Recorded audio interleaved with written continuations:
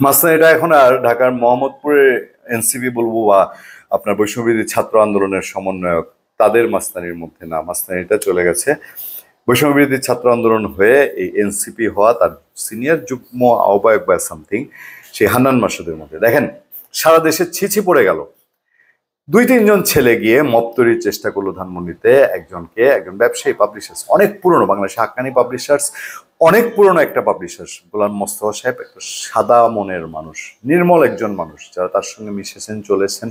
আমরা আজকে থেকে প্রায় 25 বছর আগে গোলাম মোস্তফা সাহেবকে দেখার সুযোগ হয়েছিল।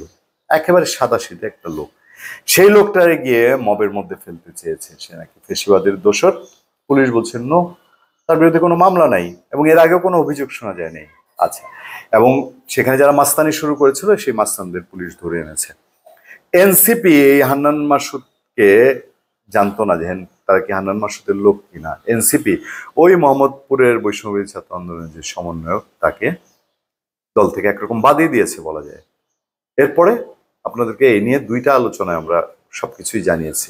হান্নান মাসুদ গিয়ে দলীয় দল যাদেরকে অ্যাভয়েড করলো দুর্নামের ঠেলায় এই মব কালচারের যুগে, তখন হান্নান মাসুদ গিয়ে তাদেরকে উদ্ধার করে আনলো। এখন এনসিপি হান্নান মাসুদকে শোকজ করেছে। শোকজ কাকে আগে করবে? সার্জিস এত বড় শোডাউন করেছে, হাসনাত তো একের পর আলোচনা সমালোচনায় আছে। শোকজ করে কি আর তাদের কিছু হয়? তাদের দলের মধ্যে আলোচনা হয়, আচ্ছা, গুড সাইন। কিন্তু শোকজ করে তো তারা একজন আরেকজনের উপর, মানে এখানে তো আপনার মানে অধিক সাধকে গাজন নষ্ট অবস্থা। দেখেন না, দল করার সময় তো কাকে কি পদ দিবে একটা বিতিকিচ্ছিরি কাণ্ড কারখানা। ধানমন্ডি থানার একটি ঘটনায় আটক 3জনকে মুচলেকা দিয়ে ছাড়িয়ে আনার ঘটনায় জাতীয় নাগরিক পার্টি এনসিপির জ্যেষ্ঠ যুগ্ম মুখ্য সমন্বয়ক আব্দুল হান্নান মাসুদকে কারণ দর্শানোর নোটিশ দিয়েছে তার দল। আগামী 3 কার্য দিবসের মধ্যে তাকে এই বিষয়ে লিখিত ব্যাখ্যা দিতে বলা হয়েছে। ব্যাখ্যা তো দিতে হবে, তবে হান্নান মাসুদ কিন্তু তেরা সেটা। হান্নান মাসুদ এনসিপি হওয়ার আগেই বলছে দল হোক না হোক ইলেকশন আমি করবই।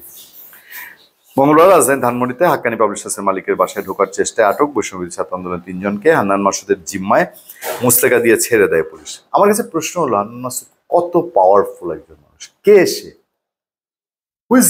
এই সমাজে, এই রাষ্ট্রে তার পরিচয়টা কি? সেই এনসিপির সিনিয়র যুগ্ম মহাসচিব বা সামথিং, মানে একটা দলের দ্বিতীয় বা তৃতীয় শ্রেণীর একজন বড় কেন্দ্রীয় নেতা।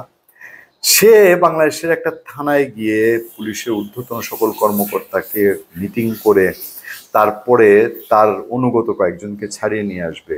এটা কোন দেশের কোন আইনে আছে? আচ্ছা, এই ঘটনায় বিভিন্ন মহলে প্রশ্ন ওঠে এবং সমালোচনার সৃষ্টি হয়। এর পরিপ্রেক্ষিতে এনসিপির পক্ষ থেকে কারণ দর্শানোর নোটিশ দেওয়া হয়েছে। গত মঙ্গলবার ধানমন্ডি থানার আওতাভুক্ত একটি আবাসিক এলাকায় সমন্বয়ক পরিচয় বিশৃঙ্খলা করার অভিযোগে 3জন ব্যক্তিকে আটক করে ধানমন্ডি থানা পুলিশ।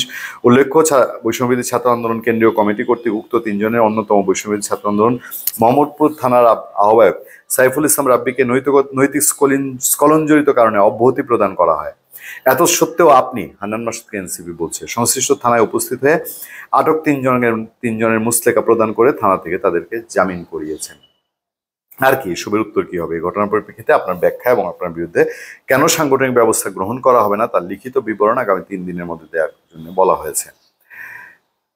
এই যুগে মব এখনো হচ্ছে এবং অতীতে যে মব হয়েছে কোনো মবেরই কোনো বিচার হয়নি।